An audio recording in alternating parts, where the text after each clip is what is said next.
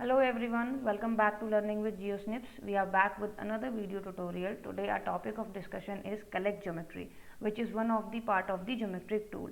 In our previous video, we have told you that how you can create centroid for your polygons. In this particular tutorial, we have added a vector layer which is a building footprint and containing 5 different buildings here. If you will just explore its attribute table, you can see that we have 5 different features in here. Now why we are using this tool? The collect geometry tool is useful when you want to create a multi-part out of this many features. So what we are going to do, we are going to select some of the feature and want to create a single feature out of it. So how we can perform that? Just select any of the part, any of the building which you want to select.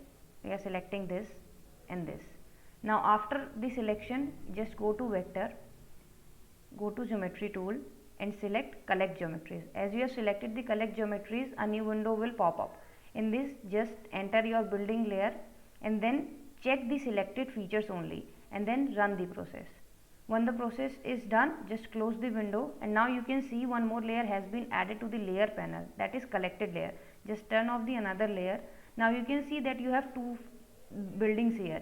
If you will click one, the second will automatically be selected because these two now comes under a single feature. If you will explore the attribute table, you can see that there is only one entry here because this is a one feature now.